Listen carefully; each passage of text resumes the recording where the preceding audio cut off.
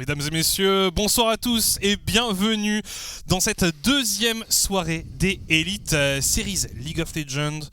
Nous sommes ravis de vous retrouver. On a eu une première journée complètement folle, extrêmement intéressante à suivre, et je pense que le programme de cette deuxième journée est tout aussi alléchant. Ah, comme tu le dis, la ligue est pour le moment sans dessus, dessous. J'ai vraiment pas compris ce qui s'est passé lundi, des upsets et encore des upsets. Enfin bref, n'oubliez pas que si vous souhaitez un petit peu discuter notamment de ces matchs de lundi qui étaient exceptionnels, vous pouvez nous rejoindre sur Twitter avec ce hashtag ISLOL. Voilà, tout ce qui se passe autour de la ligue, des réactions, des avis, des discussions en général. Vous pouvez nous retrouver sur ce hashtag bien évidemment, avant de commencer cette deuxième journée. On va revenir un peu sur ce qui s'est passé durant cette première journée complètement folle, où on a eu énormément de surprises. D'ailleurs, les prédictions ont été dans l'ensemble assez mauvaises. Personnellement, je n'ai eu qu'un seul pronostic juste. On va revenir du coup un peu sur tous ces matchs avec quelques highlights, quelques moments marquants de cette première journée. Ça va arriver en vidéo dans quelques instants. Mais voilà, c'est parti. Le premier match de la journée, c'était 7am contre MCon. Et on le voit ici, les 7am qui sont juste dominants dans ce teamfight qui joue clairement la game. Les MCon perdent sur ce fight ici. Vous le voyez, 3 Drake déjà pour les 7am et une âme du dragon de la montagne qui leur tend les bras après cette victoire sur cette escarmouche. Ouais, on a vu beaucoup quand même de fights menés par les 7am où tout semblait plutôt bien en place, c'était assez coordonné et c'était parfois assez désynchronisé pour le coup du côté des MCon. C'est un peu le leitmotiv de cette game. Oui, rien à faire, les 7am ont clairement mieux joué que les MCon sur cette partie. On va voir ici le first blood de la game. On met tout sur Chaz du côté des 7am. Oui, c'était une occasion qui avait été clairement amenée par Piggy. Piggy d'ailleurs qui a fait un excellent match, une excellente entrée en matière, et il était partout et il a apporté plein d'opportunités et de solutions à son équipe. Et ici, dernière décision très questionnable des MCon qui tentent un baron Nashor alors que les 7am sont aux portes de leur base. Bien entendu, on ne peut pas défendre côté Luca et les 7am finissent la base des MCon facilement puisqu'il n'y avait plus personne pour défendre. Et on voit d'ailleurs la joie de Remix sur sa caméra qui était très heureux de remporter ce premier match. Le deuxième match de la soirée, c'était les Lowland Lions contre les Iron Squad. Et ce qu'on peut dire, c'est que Difference a fait la différence. C'était Difference contre Iron Squad cette partie, effectivement, vous allez le voir ici, le premier pentakill de la ligue sur la deuxième game seulement. Et inarrêtable sur sa Fiora, tout simplement, c'est son meilleur champion, il n'était pas ban, il le pilote parfaitement durant toute la game, et avec une Karma et une Morgana derrière, il n'y avait strictement rien à faire pour les Iron Squad. Sacrée entrée en matière pour ce joueur, on attendait de voir un peu ce qu'il valait, et bien je pense qu'il répond présent, un pentakill pour signifier son apparition à la ligue. Ça c'était le premier move, et ça c'était le deuxième. Ouais, ça ici, il va juste tout simplement nous taper un petit 1v4, on vous laisse avec les images qui sont incroyables, c'est vraiment très bien joué de sa part. Pas grand chose à faire. Côté Ion, on voit qu'il est en 16-4 sur sa Fiora. C'est un score qui est totalement absurde. Il y a des chances, un spoiler, il y a des chances qu'on ne revoie plus la Fiora de Difference parce que il est juste fou. Moi, j'avais dit, je n'ai même pas compris pourquoi est-ce qu'on l'a vu sur cette première game. Grave erreur, grossière erreur même du côté des Iron Squad. Ouais, non, clairement, je suis aussi de cet avis. La surprise de la soirée, c'était la défaite de Genk contre le KV Mechelen, les tenants du titre qui se sont fait surprendre. Sont fait surprendre très clairement, Toby sur son Olaf qui faisait très peur à la backline du KRC Genk. Et globalement, le KV Mechelen qui a très bien joué. On le rappelle, cette équipe avait terminé en 1-13 lors du Spring Split. Et là déjà, on sent qu'ils sont beaucoup mieux. Ouais, il y a eu du 109 dans cette équipe et clairement... Voilà, c'est un nouveau chapitre qui s'écrit pour cette équipe qui a envie de revenir finalement à ses heures de gloire de l'année passée. Urban qui a été au niveau, tout le monde a été au niveau finalement, juste Bardo qui a été un peu moins efficace au début de la game, un peu peut-être trop agressif, mais sinon dans l'ensemble c'est une très belle prestation. Et on l'a vu au début de ce clip, Royal Canin qui se fait catch une énième fois par la Anivia de Lucian. Enfin bref, troisième game de la soirée, Sector 1 versus Agency, dernière game de la soirée, pardon. Une game ultra serrée. Ici on voit les Sector 1 qui arrivent à remporter un très bon teamfight, mais c'était sans compter l'arrivée de Zergoth sur son Olaf qui va courir tout droit. Avec Kreumel et Zergoth qui ont réussi à complètement renverser la tendance sur ce move. la vieille garde des Elite Series, hein, des joueurs vétérans qui sont parvenus à rattraper un peu la situation. C'était une game extrêmement tendue entre les Sector 1 et les Agency. C'était assez indécis. On avait quand même les Sector 1 qui avaient pris un bel avantage. On le voit ici, à ce stade de la game, ils ont l'âme. Ils ont pas mal d'avantages en termes de kills également. Malheureusement, ils n'ont pas réussi à aller au bout. C'était sans compter sur Kreumel et son Victor qui a pu scale tranquillement tout au long de cette game, et Dragdar sur sa Senna également. Globalement, les Sector 1 n'avaient plus de solution, même avec, comme tu le dis, cette âme du dragon Hextech qui apparemment n'était pas suffisante pour faire remporter cette game au Sector 1. On aurait pu avoir un scénario presque catastrophe, hein, où les trois équipes qu'on considérait comme... Allez, les trois équipes qui avaient terminé aux 3 premières places de la saison passée auraient toutes 3 perdu. Agency a sauvé les meubles, mais on a vu que c'était quand même dans la douleur. Il y a eu quelques imprécisions, il y a eu quelques hésitations.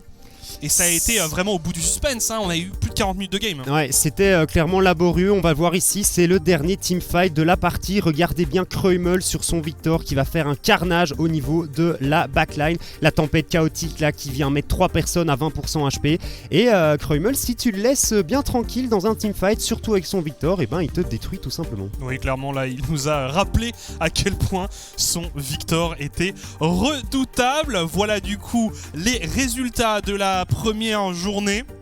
Vous ne rêvez pas, hein, si vous avez loupé cette première journée, clairement, on vous encourage à aller la revoir parce qu'il y a eu énormément de spectacles, énormément de surprises, et on le disait, on s'attend à en voir au moins autant aujourd'hui. Globalement, pour les MCON et le KRC Gang qui ont perdu, tu sens qu'ils ont juste besoin d'un petit peu de temps pour se lancer dans cette ligue. On va jeter un petit coup d'œil aux standings avec le KV Mechelen en tête, ex-aequo avec les Lowland Lions, la Team 7M et The Agency, alors que les Iron Squad, le KRC Gang, les MCON et Sector 1 s'étaient inclinés face à leurs adversaires. Ouais, il faudrait presque regarder le classement à l'envers pour retrouver un peu une continuité par rapport au Spring, mais voilà, en tout cas ça nous annonce une ligue très, très disputée et très mouvementé. Beaucoup de suspense. On va justement jeter un coup d'œil aux matchs qui nous attendent aujourd'hui.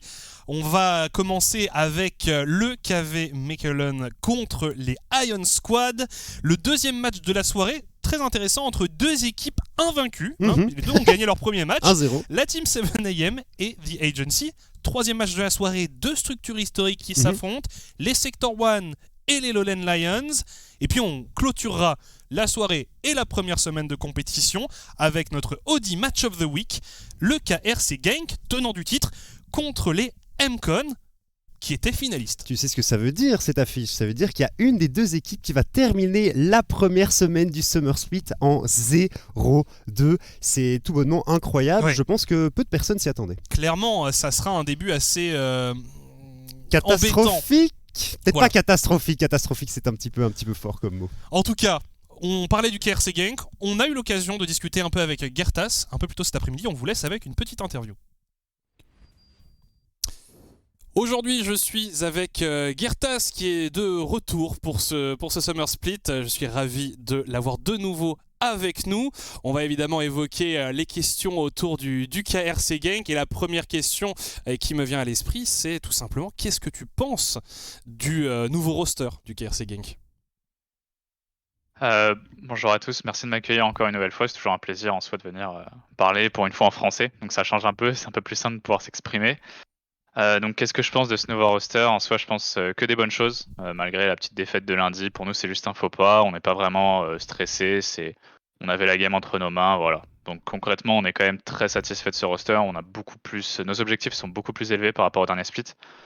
Donc ce split, on ne cherche pas forcément à gagner, mais on cherche vraiment à aller chercher des grosses équipes aux The Master et pas juste y aller pour y aller. Donc là, vraiment, les objectifs sont plus élevés comme le niveau du roster. Ça, nous mondial te manque pas trop?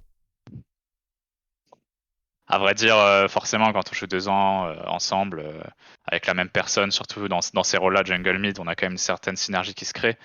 C'est quand même difficile de passer à quelqu'un d'autre, mais on travaille là-dessus. Et puis, Kanen est quand même très sympathique, il a des très bons points. Il a beaucoup de points positifs aussi, hein. Mais forcément, avec Numandial, on n'a pas besoin de se parler quand on joue ensemble. Donc oui, il manque un peu.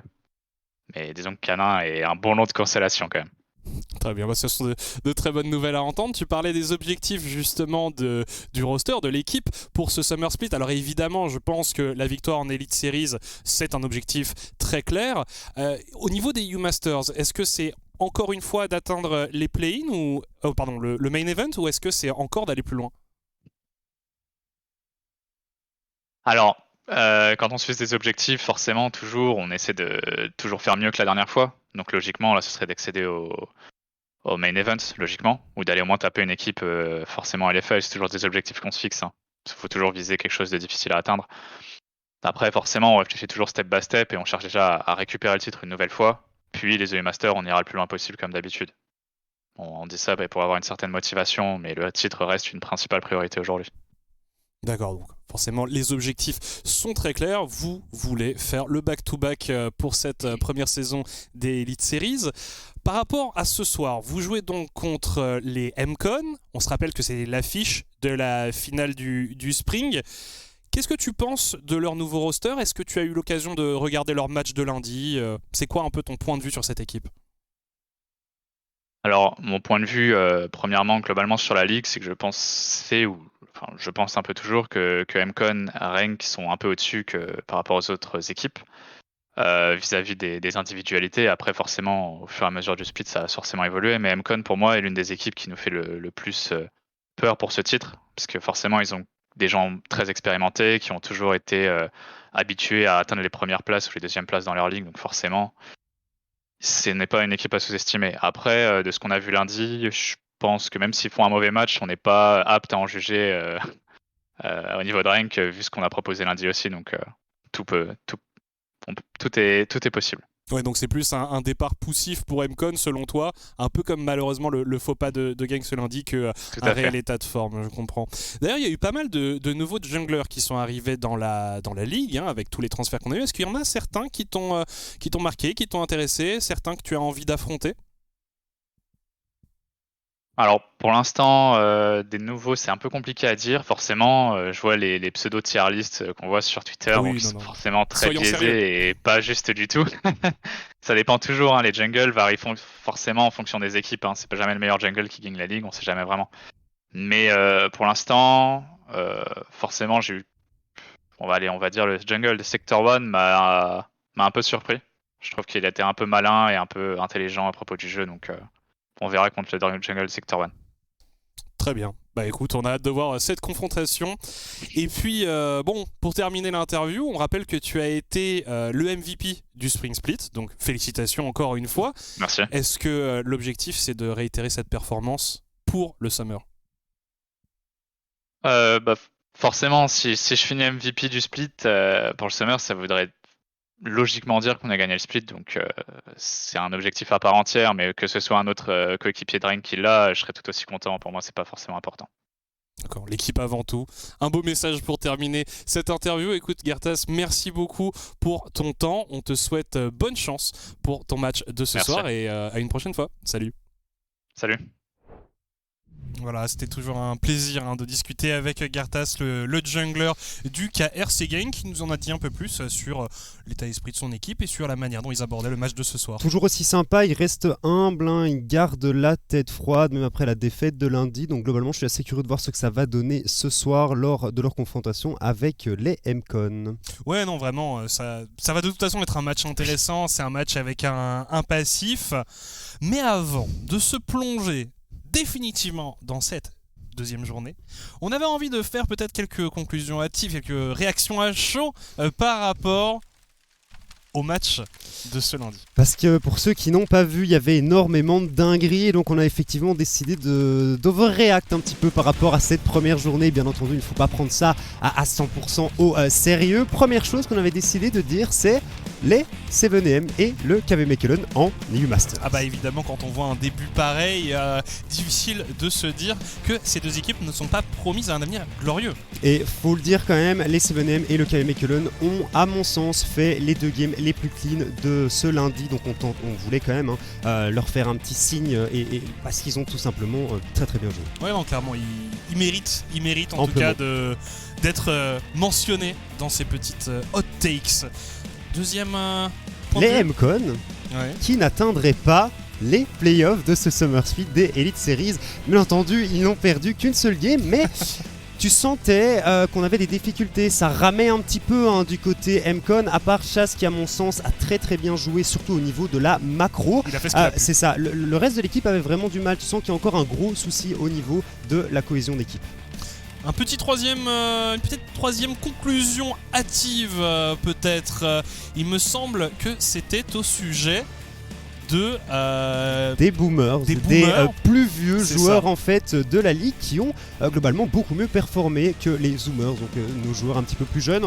On mentionnera notamment William Ford et Royal Canin, respectivement 16 et 19 ans, qui ont eu un petit peu du mal ce lundi, tous les deux qui évoluaient sur Thalia. Game assez compliqué. C'était pas les meilleures manières d'entrer dans la compétition, mais on est sûr qu'ils vont arriver à se hausser au niveau dans les jours à venir. Par contre, il fallait quand même tirer notre chapeau à Kreumel, à Zergoth et à Sliver entre autres, qui sont tous des joueurs assez expérimentés, assez vieux presque. Sliver c'est 29 ans quand même, donc pour ceux qui suivent un petit peu la scène pro League of Legends, il n'y en a pas beaucoup des joueurs pro ou semi-pro en tout cas qui ont 29 ans et qui continuent à performer à son niveau. Non, clairement, il mérite ce petit coup de chapeau. Ouais, et la dernière chose qu'on voulait dire bien entendu, c'est Difference MVP du Summer Split. Vu sa game qu'il a tapé lundi, il finit une game avec 24 kills quand même. C'est pas quelque chose qu'on voit régulièrement, à part en solo queue. C'est ça, c'est un score de solo queue Difference qui a été exceptionnel sur sa Fiora tout simplement.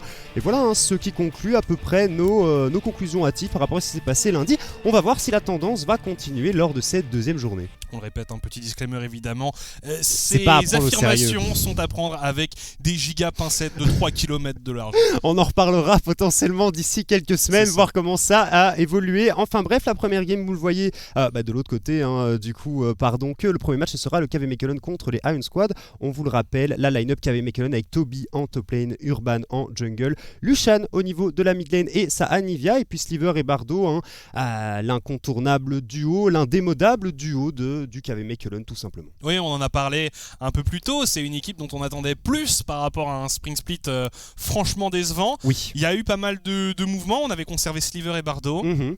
Force est de constater qu'avec l'addition de Toby, Urban, le retour de Urban plutôt, et l'arrivée de Lucian, ça marche pour cette équipe. On a montré de bonnes choses, on attend de voir s'ils vont pouvoir continuer sur cette dynamique. Leur adversaire de ce soir, on le disait, ce sont les Iron Squad. Les Iron Squad qui, eux, alors c'est un peu plus particulier. Tourné par Difference. Oui, mais c'est une game trop particulière pour pouvoir en tirer des conclusions. Globalement, je pense qu'Genesis a fait un petit peu trop d'erreurs. Il n'a pas vraiment respecté ce pick Fiora et le potentiel cheese que le jungler adverse pouvait lui mettre en early game. Mais les autres n'ont pas du tout eu l'occasion de s'exprimer parce qu'en face, il y avait une Fiora avec 20 kills et que tu ne peux tout simplement pas jouer contre une Fiora qui est aussi faible et aussi devant dans sa partie. Et c'est ça, on parlait de William Ford qui faisait sa première game dans la compétition. Franchement, avec une Fiora dans cet état-là, c'était assez compliqué de jouer tout simplement. FF. Donc on aura l'occasion de le voir un peu plus tard.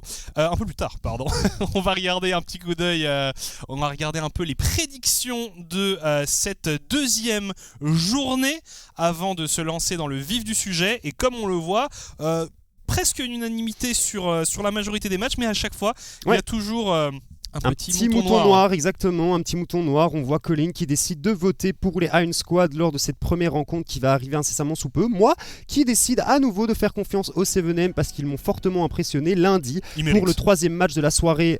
Dino qui décide de mettre un vote sur les Lowland Lions. Il disait que c'était probablement leur seule chance de venir remporter un match, et puis à peu près consensus pour tous les casteurs lors de la dernière rencontre pour le KRC Games. Sauf encore une fois Kulain qui a décidé de voter pour les MCon. Il fait les choses à l'envers.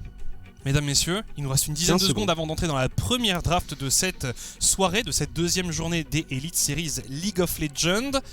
Forcément, on a hâte parce que on veut au moins autant de spectacles que durant la première journée. On a une petite stat quand même que je souhaitais partager avec vous. Gwen est 100% piqué ban dans toutes les compétitions qui ont eu lieu à partir de ce lundi, depuis ce lundi, sur 71 games, avec 11 victoires et 5 défaites. On parle bien du monde entier. On parle bien de tout, pas juste chez nous, de tout. On arrive du coup dans cette première draft avec un ban de la Séraphine du côté du KV Mechelen.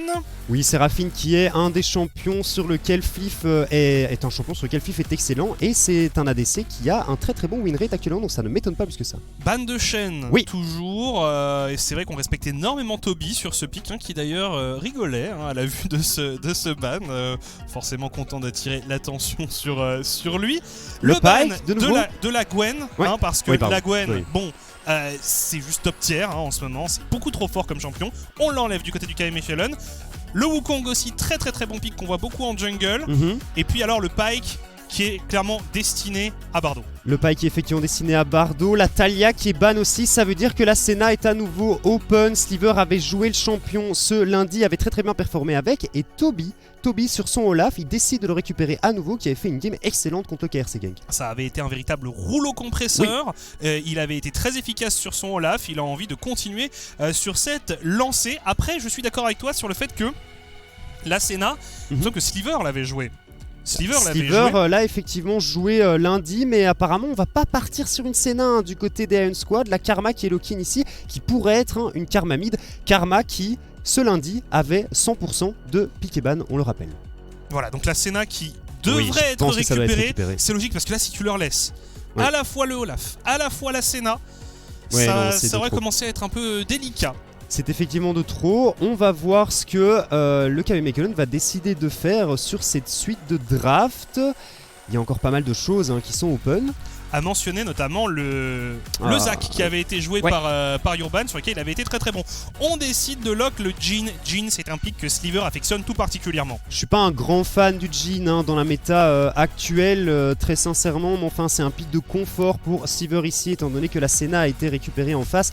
Pourquoi pas? Tu parlais du Zac un peu plus tôt. Au vu de ce pick, Karma et Senna en ouverture de draft, je pense vraiment que les Iron Squad vont décider de le ban, ce Zac, lors de la seconde phase de ban. C'est une possibilité. En tout cas, ici, on a décidé de sécuriser le Rakan pour Bardo.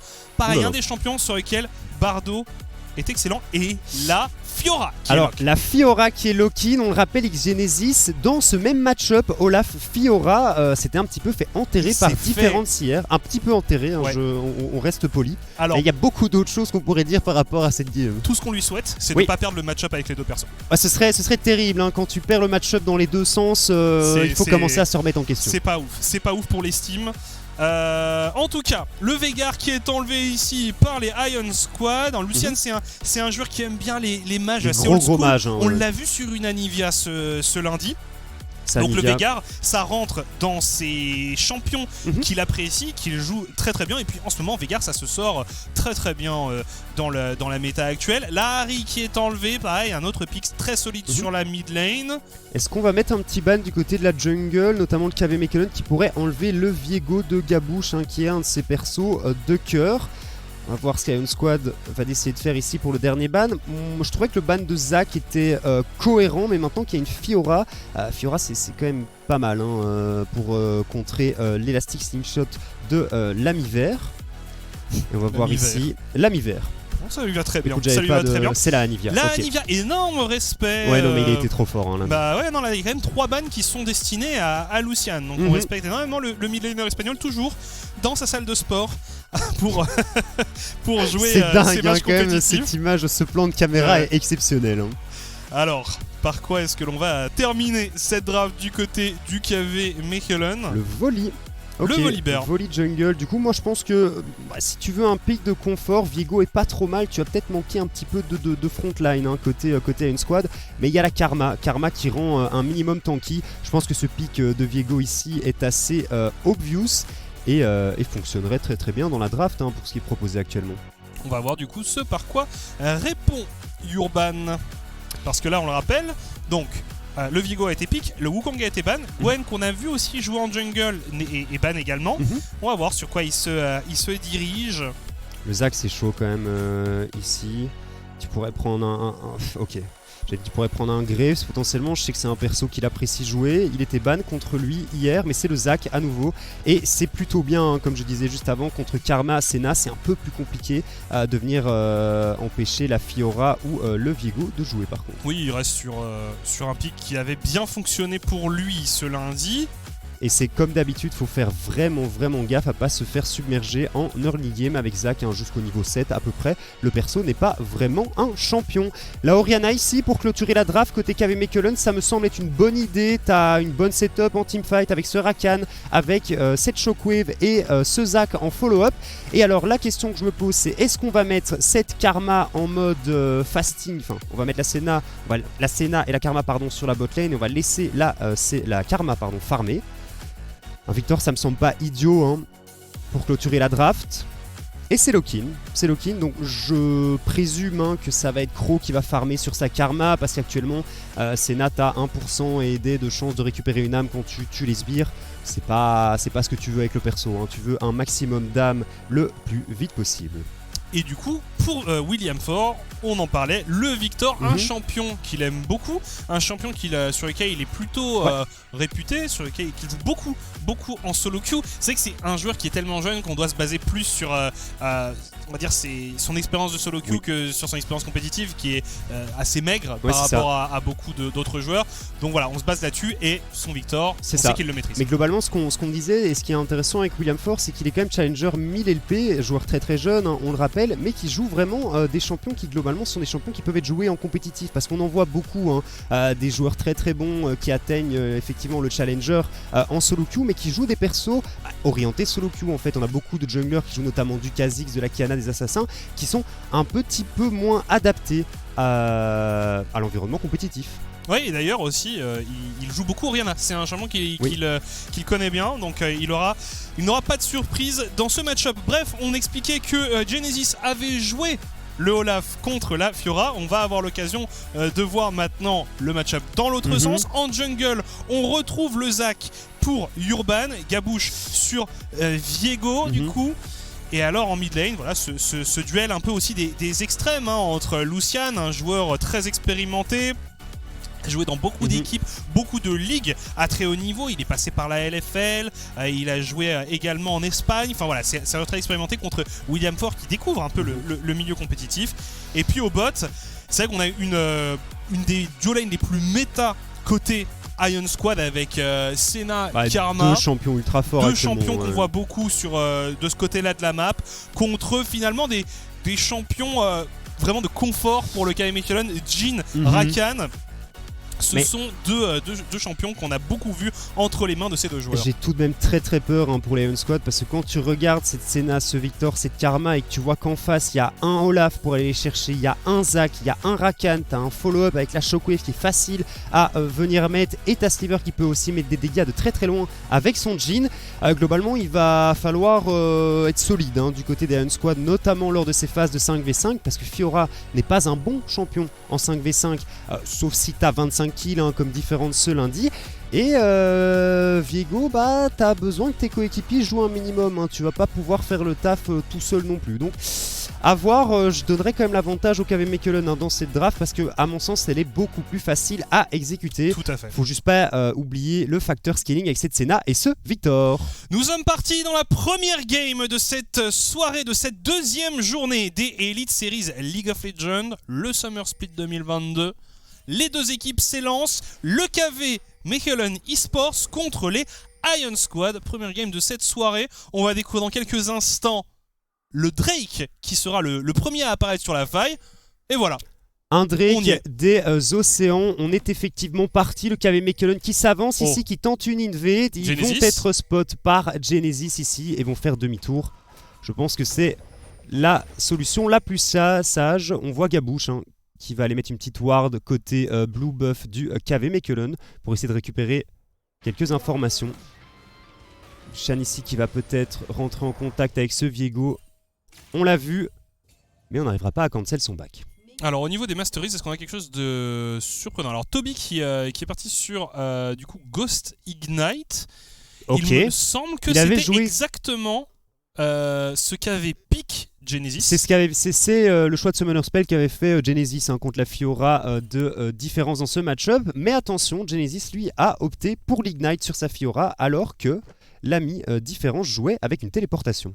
Sinon pour le reste, on est sur du classique il me semble. C'est très bien senti ça, ce petit dodge ici. Côté Genesis, le premier dash qui rate malheureusement.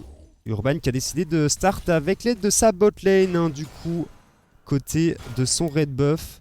Et pareil, hein, donc on va probablement se croiser sur ce carapateur topside pour les deux junglers.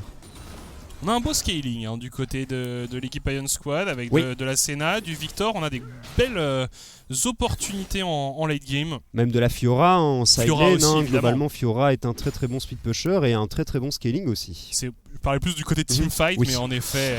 J'ai un peu peur hein, parce que le fait de jouer avec cette Ignite, donc sans la téléportation, attention ici à l'engage qui est très très bien senti par l'ami Bardo, mais on n'a pas encore les dégâts pour venir faire tomber cette Karma. En tout cas, on montre les crocs Oui. du côté de la duo lane Ouais, c'est des Bardo, Cave hein. Mechelen. À Bardo, on a bien vu lundi, qu'il n'avait peur de rien. Hein. Il n'hésite pas à y aller, même quand c'est une cause quasi désespérée. Alors, Urban peut-être, pour un premier gank. On le voit, le sting shot. Et il est Donc mort. juste à côté de William. Il a un Alors, flash. par contre, il y a Gabouche qui arrive en renfort. William qui est quand même dans la panade ici, qui est forcé au flash out. William qui devrait survivre. Et Gabouche qui défend vaillamment ici. Hein, on avait tout juste pas les dégâts, mais on était un peu greedy hein, côté flash pour Oui. William. Ah ouais, clairement. Il était sûr de lui. Par contre, Ouais, ici, ouais. les bons dégâts qui sont mis sur Toby. Forcément, Fiora, ça picote. Ouais, et il y a un Ignite, donc il faut faire très très attention. Parce que Ça met Genesis- quand même une belle pression Ouais, à ouais. l'Ignite, forcément, évidemment. Pour la suite de la partie, c'est pas très teamplay, c'est pas très orienté teamplay, mais sur la lane, ça te met une pression énorme. Et en effet, dès que tu commences à tomber en dessous d'un certain seuil, ça force l'adversaire, hein, d'un certain seuil de points de vie, pardon, Oui, c'est ça. ça force l'adversaire à être extrêmement prudent. Je pense que si Toby est à 30% HP, on va essayer de remettre un petit trade ici. La parade qui est un petit peu loupée, à nouvelle hache qui touche, mais regardez Toby Voilà. ne Quand on en gagne est là- aucun des trades. En plus, avec un point vital, un Ignite, ça peut aller très très Ouais, vite. et la wave de creep. Hein.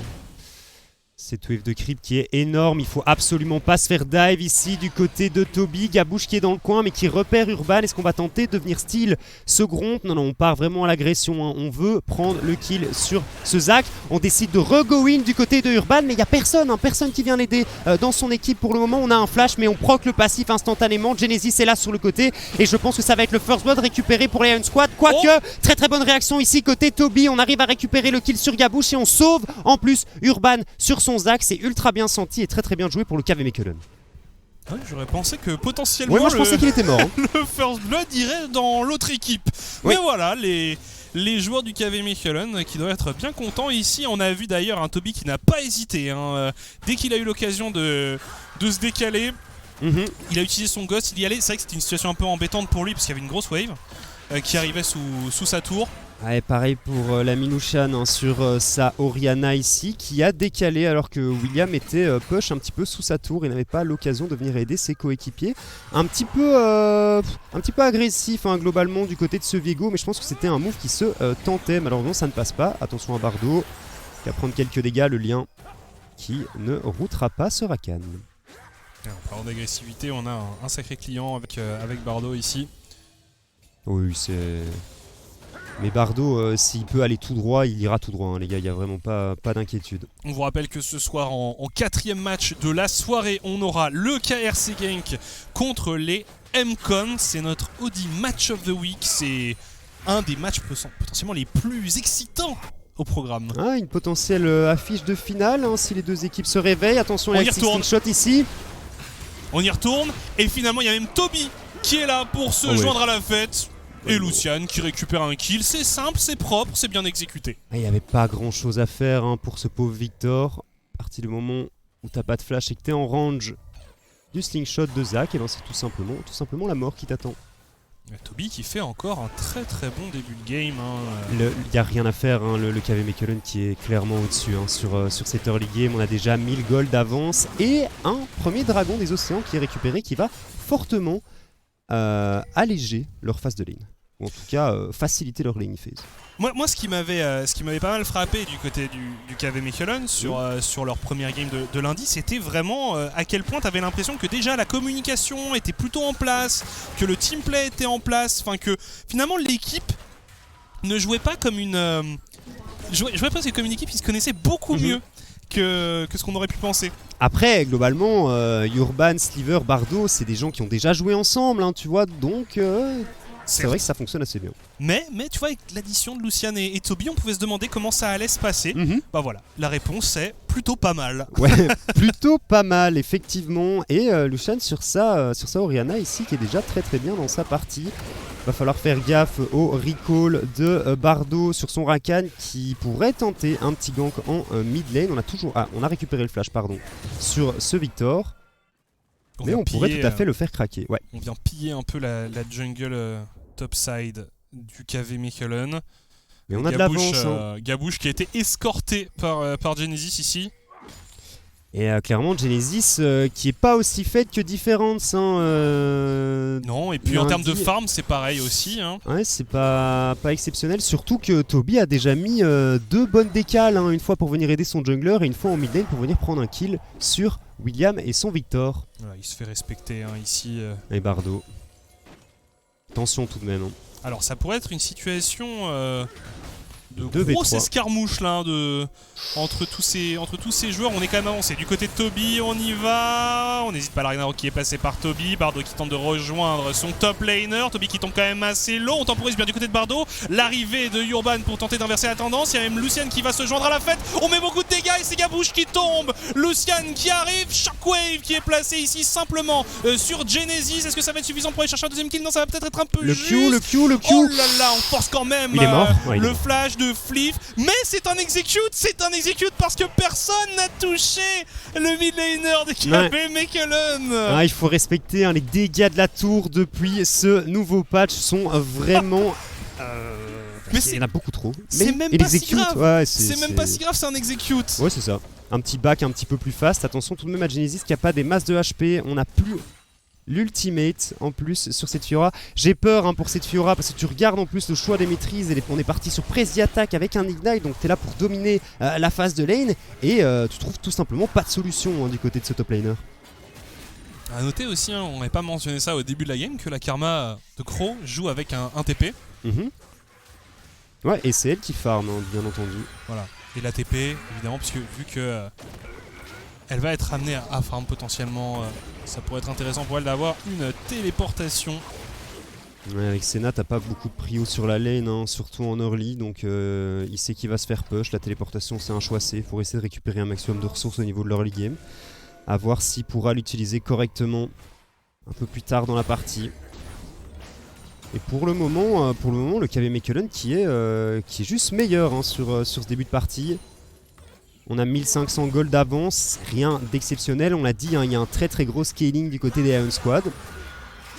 Ouais, et puis on a même récupéré le dragon, on a récupéré le héros de la faille, à peu près tout ce qu'il est possible de récupérer à ce stade de la partie, le KVM s'en est emparé. Et puis dans 1 minute 20, il y a un nouveau Drake qui va arriver. On a le héros de la faille pour pouvoir mettre la pression sur une lane et récupérer l'objectif sans trop de contestation. On voit ici Gabouche et William qui tentent quelque chose. Attention à Toby. On arrive peut-être un peu tôt du côté de Toby. Et on repart directement sur la top lane. Intéressant quand même de voir la priorité qui est mise sur ce pick Olaf par les différents joueurs de la ligue. On le voit ailleurs aussi, c'est un pick qui peut être apprécié, mais peut-être pas autant priorisé, parce que là ça a carrément été le first pick. Ouais, et c'est 3 games ce lundi aussi, on l'a juste évité pendant une partie, et le champion a gagné 2 des 3 games qu'il a joué. La seule défaite c'était X de Genesis sur ce Olaf. Le perso fonctionne très très bien, on a vu Zergot et Toby très bien piloter ce champion. L'ultimate est tout simplement... Attention. Trop fort souvent, alors qu'ici Gabouche et Genesis sur Toby justement en ulti pour ne pas subir les CC, mais on temporise du côté de Toby. Finalement on va quand même tomber, ça a été laborieux, mais on a sécurisé tout de même la vie de Toby. Et on décide de venir mettre un gank en top alors que le dragon va spawn incessamment sous peu. Donc on fait un petit trade, un déplate pour Genesis et sa Fiora qui a globalement besoin d'être devant contre un Drake de l'air. Je pense que c'est un bon trade pour les Iron Squad, parce que si tu ne mets pas Genesis sur sa Fiora devant et qu'elle ne peut pas gagner son 1v1, je vois mal les Ion Squad sortir vainqueurs de cette rencontre. Une Fiora qui est derrière dans une game, c'est Ça sert à rien. clairement pas transcendant. Non, le perso est pas bon en teamfight. Le perso est un très très bon dueliste et speed pusher, mais il faut un minimum accélérer son scaling. C'est un champion qui a besoin de ressources, Oui. comme finalement tous les champions de la line-up Ion. Ouais, c'est ça, j'ai un peu peur, et comme tu le dis, qu'on se dispute les ressources. Le seul perso qui en a pas vraiment besoin, c'est Fliff. Ce perso Senna, piloté par Fliff ici, qui peut tout simplement récupérer les âmes plutôt que de farmer. Pourrait faire un petit point d'ailleurs. Alors qu'on décide Sur de les âmes. remettre un gank au top. Ouais. Ah ouais, vraiment. Il n'y a pas le force, Ragnarok, Ouais, on a le Ghost par contre cette fois. Ouh. Si Toby le sent, voilà. Toby. Voilà, c'est évidemment Shot. sans le Ragnarok, c'est beaucoup plus délicat. Il essaye de le tempo. Avec le Ghost, ça va peut-être suffire. La parade qui ralentit un peu le top laner du KV Mikkeln. On n'hésite pas, on met plusieurs summoners et on retue une nouvelle fois Toby. On le voit un peu agacé ici. Ouais, Toby qui doit respecter un petit peu plus, mais de l'autre côté, le KV Mechelen vient s'emparer de cette première tour. Elle devrait tomber, 7T1 au mid, plus que quelques auto-attaques, et c'est fait. Les golds qui sont partagés entre Lucian, Bardo et Sliver. Très très bonne opération, On a donc utilisé le Rift Herald qu'Urban avait récupéré un petit peu plus tôt pour venir à bout de cette structure. Pas mal de gold récupéré ici, et on le voit, il y a un avantage qui est en train de se créer, un avantage de 2000 gold en la faveur du KV Mechelen. C'est encore rien de dramatique globalement dans cette early. Mais il faut faire attention parce que je pense vraiment qu'en pur teamfight 5v5, il n'y a rien à faire du côté des Ion Squad. Si on joue un minimum correctement côté KV Mechelen et qu'on ne rate pas totalement l'engage du Zac ou du Rakan. Ah, je suis d'accord. Tu es d'accord? Bah tant mieux, merci.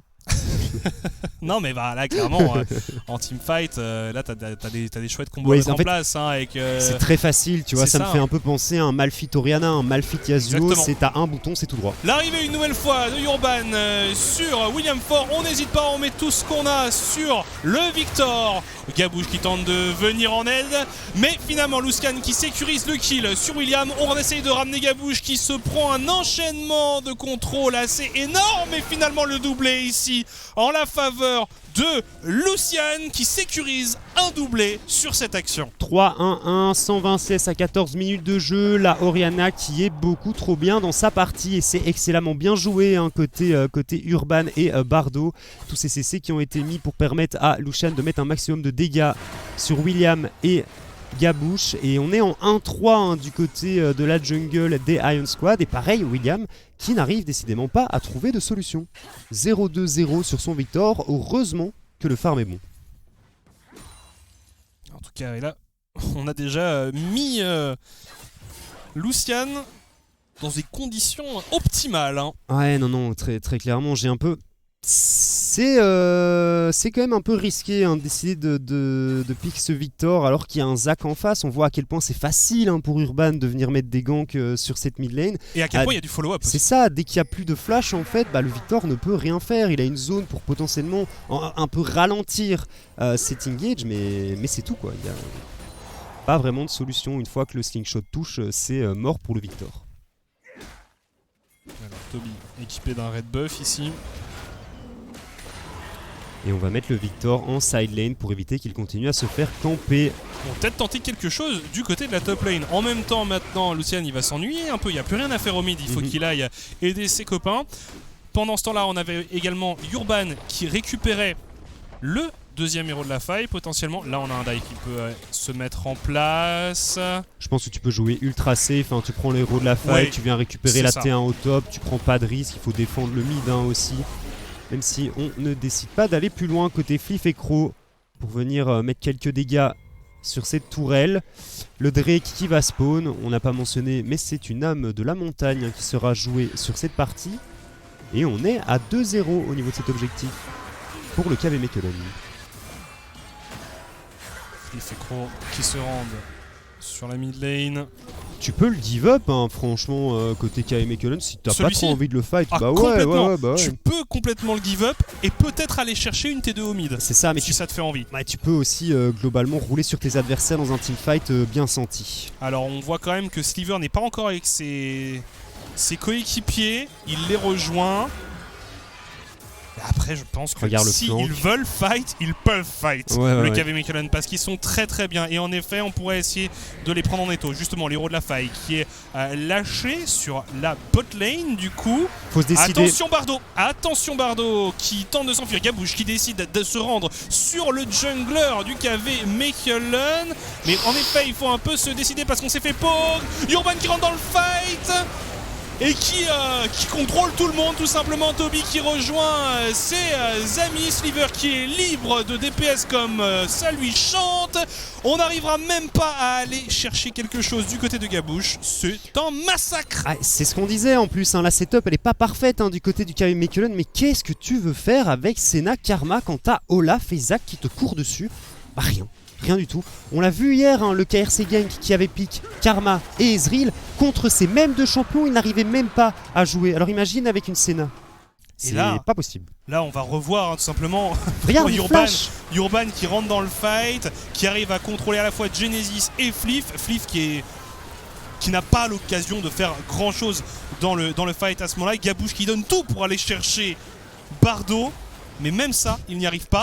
Et donc, faut quand même faire le récapitulatif du move. On perd 3 joueurs côté Ion. On perd l'AT1 à cause du héros de la faille. Ouais. Et on perd le Drake. Là, Ouais. c'est vraiment le 0 sur 20. Ouais, bah 6K Gold de retard à 18 minutes de jeu, 3 Drake à 0, une tour qui tombe en plus, donc toutes les T1, le rideau de T1 qui est tombé hein, pour le KV Mechelen. 0 tour. 0 objectif note pour Ion. Y'a rien.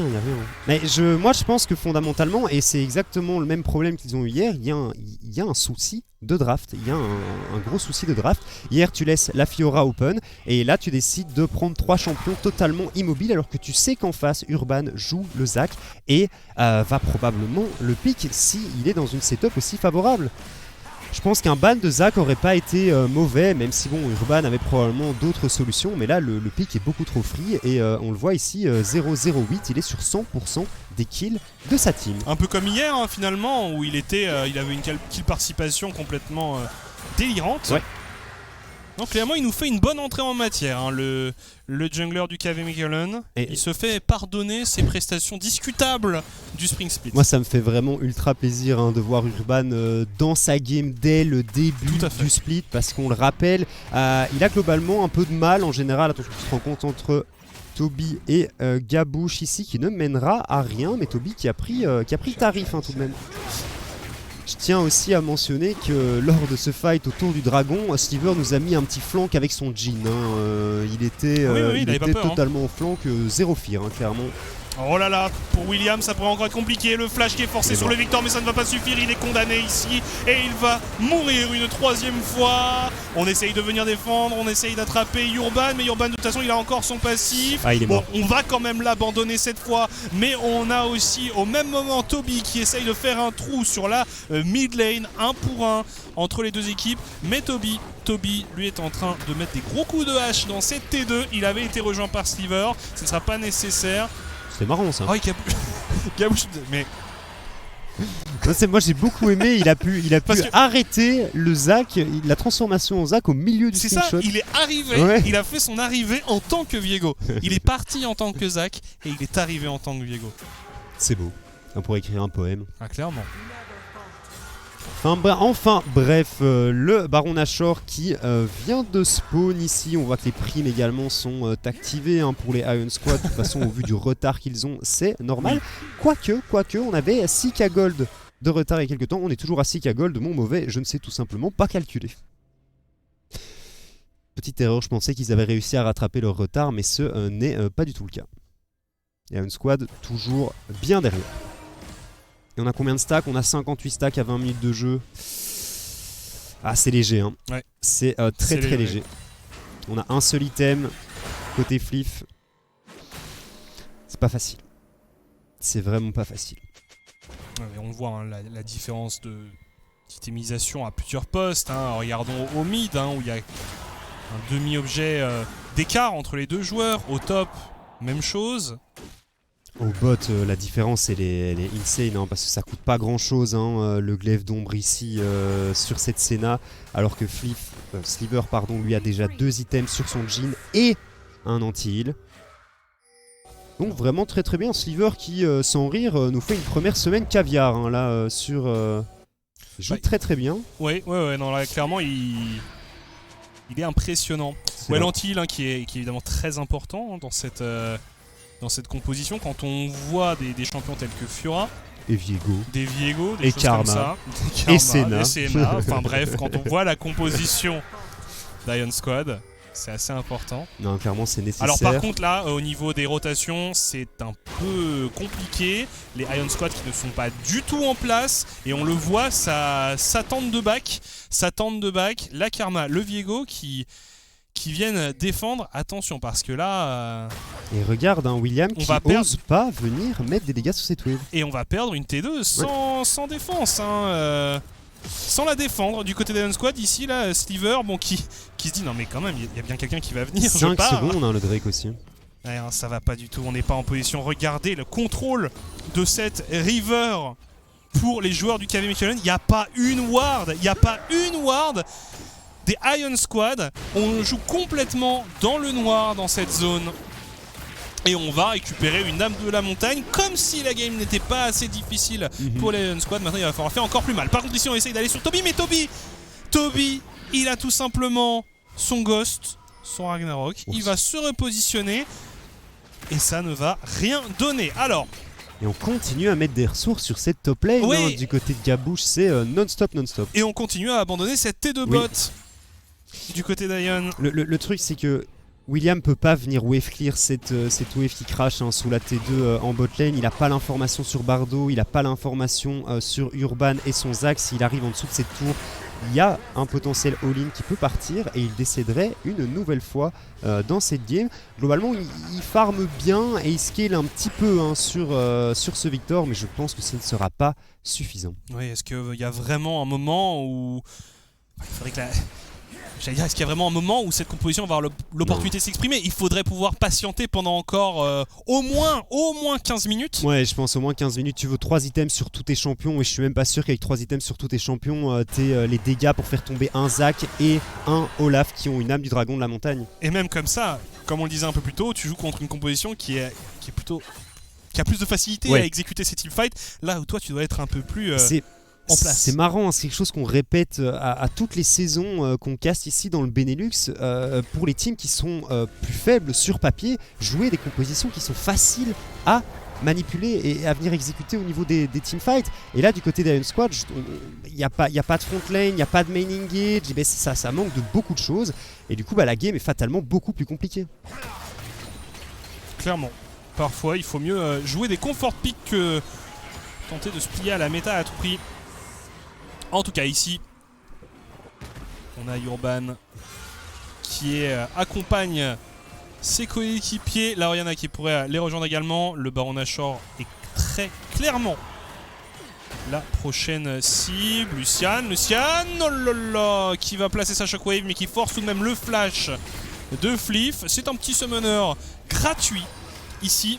Ah là tu peux remettre une engage hein, du côté d'Urban. Attention tout de même ici à Toby qui va croiser Genesis. Oui, c'est vraiment s'en moque. Genesis il est venu, il a voulu tenter le duel, il a tapé sur Toby, il a vu que ça faisait rien, il a fait ok, moi je repars. Voilà, je retourne sous ma T2. Ouais, c'est Fiora qui à mon sens aura jamais d'impact dans cette game hein. Il est en 1-0-1, il fait pas une mauvaise partie mais ce sera jamais suffisant. Non. Ce ne sera jamais suffisant. Et côté KV Mechelen, il joue autour de ce Baron Nashor, mais je pense que c'est une mauvaise idée de l'engage si les 5 joueurs d'en face sont en vie, parce que t'as quand même pas énormément de dégâts hein, pour faire tomber l'objectif. Pas du tout. Ouais. Non, Jhin, Olaf, Oriana, c'est pas incroyable hein, pour venir faire tomber un Baron. C'est super long de faire tomber un Baron avec ça, du coup forcément on a envie d'attraper quelqu'un hein, et puis ensuite de pouvoir le prendre tranquillement. Donc là on est sur un petit temps mort évidemment. Ouais, le truc c'est qu'il faudrait peut-être tenter une hard engage ou prendre un fight pour pouvoir récupérer ce baron, parce que dans 2 minutes 30 là il y a l'Elder Drake qui va spawn et on pourrait tenter un potentiel trade d'objectif hein, du côté des Ion Squad, ce qui serait clairement à leur avantage. Donc pouvoir retirer le Baron Nashor de la map maintenant côté KV Mechelen, ça me semble être une décision judicieuse. Alors là, si on arrivait à attraper Gabouche par exemple, ça pourrait être très très bien. Gabouche arrive à se repositionner. Et Fliff qui va venir agripper Toby. Est-ce qu'ils peuvent pourrait start le Nash globalement, Bah, on a du back côté Gabouche, on n'a pas la vision pour les Iron Squad. Donc, On a la TP sur Lucian qui voilà. l'utilise d'ailleurs instantanément. Et voilà, on est parti sur ce Baron Nashor. On est un peu en retard du côté d'Ion. Bah, il tombe pas si vite, mais il tombe quand même. Donc il va falloir répondre. Ça téléporte du côté de ce Victor. Faut pas 50-50. Clairement, il faut pas 50-50. Ça pourrait être terrible ici pour le KV Mechelen. On essaye de l'abandonner. Le Baron Nashor qui reste quand même assez low et qui va finalement commencer à reset. On a voulu se retourner du côté du KV Mechelen. On met tout. On essaye d'attraper cette Fiora. Genesis qui court. Et finalement, ça va être le statu quo. Urban qui tente d'aller chercher quelqu'un qui n'arrivera à se coller qu'à la Karma. C'est la meilleure des décisions d'abandonner cet objectif ici côté KM Mechelen. T'es vraiment... Pour le dive peut-être. Urban une nouvelle fois qui zone très très bien. C'est loin. Oh, on arrive à attraper Gabouche. Attention à Genesis pour un flanc. Le passif du Zach qui est proc. On va essayer peut-être de le défendre du côté du KV Mechelen, mais c'est chose compliquée. On met beaucoup de dégâts et finalement tout le monde tombe du côté des Ion Squad. Mais ça s'est passé en un clin d'œil. Le KV Mechelen qui était un peu dans une situation bloquée. Et là, d'un coup, la route s'ouvre et la victoire avec. Ouais, heureusement qu'on est en avance côté KM Mechelen. C'était un petit peu greedy d'aller chercher les adversaires sous leur tier 3 ici. Urban qui Oh là là, retente le un élastic tilt. slingshot, ça... Pardon. Le tilt de Croc. Voilà. Voilà. Il essaie de temporiser peut-être la wave, je sais pas si tu peux vraiment justifier cette téléportation ici. Fliff est vivant, mais je vois mal Fliff pouvoir défendre quoi que ce soit. Et le KV Mechelen qui commencera cette nouvelle saison avec plus de victoires que lors du Spring Split. Tout à fait. 2 fois plus. Tout à fait. Et la musique de Nightclub pour célébrer la victoire du KV Mechelen. On le voit, ils sont contents. En effet, tu le disais, c'est un bien meilleur début de split que le Spring. Forcément 2 victoires. En plus contre des équipes sérieuses, puisqu'ils se sont imposés contre Genk hier. Ouais. Ce soir, ils ont joué contre Ion Squad. On a vu quand même qu'Ion Squad, il y a Ça du va boulot. pas. Il y a du boulot. Ça va vraiment pas. Je pense qu'il y a des choses, il y a des choses à changer au niveau de la macro. Ça va pas, même au niveau de la micro, on respecte vraiment rien du côté de William. Tu dois respecter le Zach. T'as pas le choix. Tu joues un Victor, bah tu dois concéder quelques CS parce que tu sais que le Zach est autour. Et il est mort quoi 3 fois je pense au niveau de cette early game. Ça donne trop d'avantages à Lucian qui lui finit par carry la game avec une excellente shockwave lors de ce dernier teamfight. Ouais, non, vraiment, il n'y a pas grand chose à sauver malheureusement de la prestation d'Ion Squad. On le disait, ce qui serait terrible pour X-Genesis, c'est de perdre le match-up à la fois du côté Olaf, à la fois du côté Fiora. Malheureusement, c'est le cas. Bref, Ion Squad, du boulot, KVM, GG. On va se laisser quelques instants et on se retrouve juste après une courte pause. A tout de suite.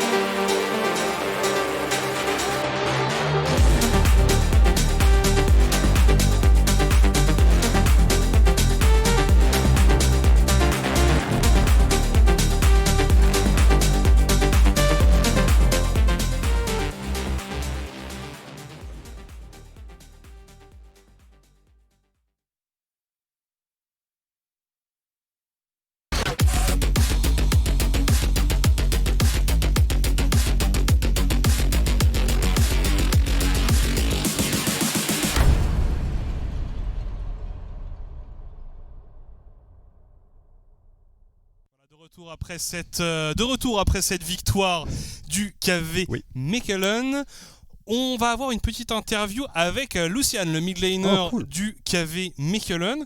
On va en savoir un peu plus sur cette première semaine en 2-0. On vous laisse avec eux. Welcome to me. To be honest, I feel really great. That's the first time I play on this league, and I'm having a lot of fun actually. And with KVM, these guys are really insane. Like I'm being really happy playing with them and having a lot of fun with them actually. All right, but then what made you decide to join KVM? Because for us, this came a bit out of the blue since you were coaching back in the day. What made you decide to come to KVM? To be honest, I don't know if you know my story, but I have been not competing for 1 year and a half or something. Yes. And when they called me, when Blamey called me, the coach, I was like, well, why not? Why not welcoming back to competing again? And they gave me the opportunity, so I accepted. And it seems to be working really well, Lucian. 2-0 in your first week right now. And I want to talk a little bit more about you as a player and especially what your role is in this team. Well, I think it's just as much as we know, been training these weeks and on those 2 last games. It's like I'd say just being a shot caller is the same as Urban and Bardo. Like we just communicate a lot. Also looking to be a carry for the team, like a sliver. Like when we find an opportunity to pick a champion to carry the game, we can mean to look for that. All right, so I've done some research. I've talked to Noah, and I saw Noah also talk about you. And she called you the Spanish faker. Why do you think that is? That story, I don't know if you know the caster Ulises. Mm-hmm. When I was playing in Asus, he called that name to me because in 11 games I didn't play the same champion on those 11 games. So he was like saying this guy is like a Spanish faker, not repeating a champion and also playing them properly. So it's like since then. They called me the Spanish faker. I mean, you've certainly impressed us, Lucian, with your performances. And of course, last Monday after your victory, we talked a little bit with Sliver, and he told us that this KVM is very calculated in the way that they play. Do you agree with him? And can you maybe tell us a little bit more about the plays of your entire team? I don't really get what is your question. Like, what said Sliver about the team? Yeah, Sliver said that you guys were very calculated as a team. So you guys take fights to sort of get ahead, and you always have a plan. We have everything planned. Like everything is calculated always. Like when we go for a fight, that's calculated. Always. I expected nothing else. Lucian, I want to thank you so much for joining us in the studio, and I really hope that we get to see you very soon again. Thank you guys, and see you next time. Have a good night. Et donc, petite interview qui est terminée avec Lucian, le midlaner du KV Mechelen, qui nous disait qu'il avait rejoint le KVM après qu'on lui ait demandé, tout simplement. C'est le coach de KV Mechelen de l'autre Blamey qui l'a contacté. Ça fait tout de même 1 an et demi qu'il n'avait pas joué compétitivement et il est clairement toujours à niveau.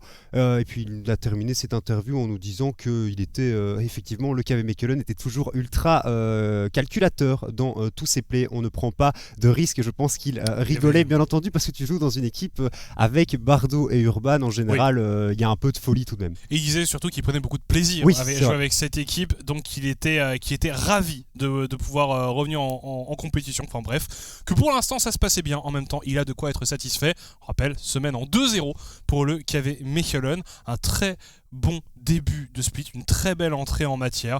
Donc voilà, je pense que là les joueurs vont se concentrer sur la semaine prochaine, mais ils peuvent être très contents. Bref, on va refaire une très rapide pause et on se retrouve juste après. À tout de suite.